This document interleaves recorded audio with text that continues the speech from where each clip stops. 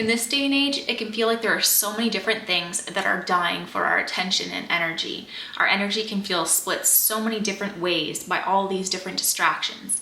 The modern world is tricky to navigate. So why do we have to protect our energy? Well, to start with, we only have so much time and so much energy within a day. We need to be careful on how we allocate this. Today, I wanted to discuss 3 practical tips to protect your energy. So the first practical tip that I will dive into is identify and notice what your energy drainers are. Energy drainers can be people, places, things. It can be anything and everything. It can even be your own habits or your own beliefs. It can sound difficult to nail down what an energy drainer is. One way to be able to tell if something is draining your energy is to notice how you feel after interacting with it. If you're scrolling on social media, for example, and you're feeling very depleted after being on a specific app, you can start to ask yourself questions as to why that is. Is it the material that you're absorbed into?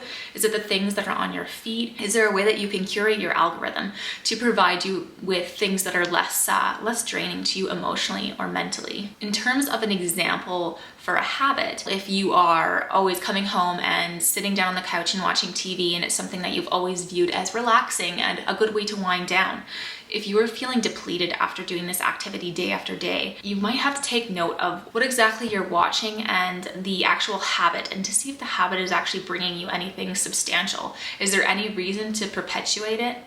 Oftentimes we need to take note of destructive habits or routines. People tend to fall into very specific routines. We're creatures of habit. So we really have to be aware of whether something is just harmless or if it's actually not leading us anywhere good. And this leads me directly to my next point. We need to enforce boundaries. And boundaries on your social media intake, if this is something that you're dealing with as an energy drainer. Is there a way that you can curate your algorithm to provide you with things that are more uplifting, things that will maybe inspire you in your life? Or is it something that you maybe need to look at cutting out altogether? We can sit down and write like a pros and cons list as to whether something's actually helping us. If it's a person, obviously we need boundaries in the way that we operate in the world. Sometimes if you don't have boundaries, you will attract people that are looking for that very specific thing. They are looking to find somebody who doesn't have boundaries or somebody who has weak boundaries. So you need to learn what's okay with you and what's not. And you also need to learn how to communicate that effectively. People can be energy vampires in a sense too. If the topics that they bring up lead you to anxiety or stress or fear or worry, and maybe these are the only things that you have to connect with this specific person, we can look at redirecting the way that we communicate to try to connect over more substantial, uplifting things, or we can look at cutting off the relationship altogether. Ultimately, if the boundaries don't work, it might be best to cut the relationship off. An example of an energy draining place might be something like a bar or a very large group setting. Being around large group settings might be very draining to you. We're all very different in the way that we interact with these things in our lives. And sometimes if you're an extrovert, this is your place to be, and this like gives you a lot of energy. And if you're an introvert, you might feel drained being in these atmospheres. And this is something that we need to learn to monitor and pull ourselves away from. We all need time to recharge. And this is something that you can learn to limit or be aware of, at least in a sense, if you know why you're feeling exhausted and you're consciously putting yourself in these positions, like say like a group setting, or you need to go and do something out in public, then at least you're aware and you're making the conscious effort rather than being unconscious and making these decisions unconsciously and not knowing why you're feeling so tired. Oftentimes for me, a big energy harvester in my life was watching the news and getting all worked up over what's going on in the news or even in politics. If there's nothing that you can do about it right now, there's no point getting stressed out or worked up emotionally over these things. Ultimately, any sort of fear, anger, resentment, these emotions keep us trapped in a lower vibrational state. And I find that the news tends to put me in this very emotional state, and I find that there's nothing that I get out of it. So I chose to cut that out. It's not to say that I'm completely blind to anything that's happening in the world. You can look at it as a choosing to be ignorant, but I'm also choosing to be happy and to maintain my energy states. And that's just something that I feel like drains me because there's nothing I can do about it. It's different if maybe come voting time, maybe you know who to vote for.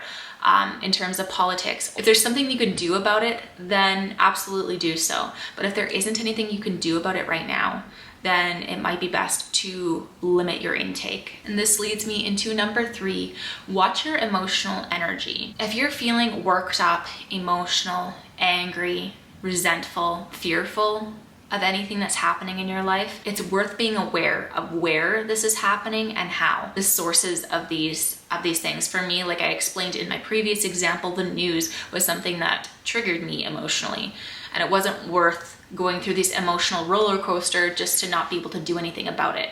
It seemed redundant to put myself in that exact same situation over and over again. Anything that's taking your emotional energy is powerful. If you're angry or upset, or if you're going through something really traumatic, it can be really hard to pull yourself out of that because all your energy is absorbed. Emotional energy is incredibly powerful. So we have to be very careful in what is provoking us to feel these emotions, and also be aware of the fact that if it's specific people that are triggering this in you, your anger or your fear or even sadness, it's worth trying to heal that so you're not feeling so exhausted over this. If you're dealing with anger physiologically, it's like you're constantly at battle. That can be incredibly draining. It's worth knowing how to heal the anger. Sometimes with the negative patterns that we are in our lives, or our negative habits, such as rumination or even reliving the same negative situations over and over again. Like maybe if you're angry and you're imagining a situation in which you've dealt with something better than you did, even that type of situation where you're getting all worked up and angry for something that isn't happening anymore, you're feeding into that, and a lot of your energy will be drained because of that. Reliving any sort of situations, living in the past, can be incredibly draining. It's worth trying to learn how to be in the present, right here, right now.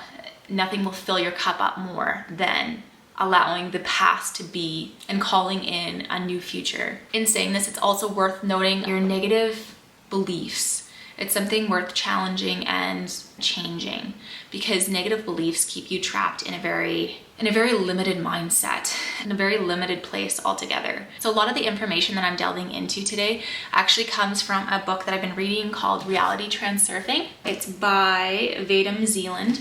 I am only partway through. As you can see, it is quite a hefty book, but it goes into some of the ideas of energy harvesting. A lot of what this book goes into is how our energy can be depleted based off of these things that it calls pendulums.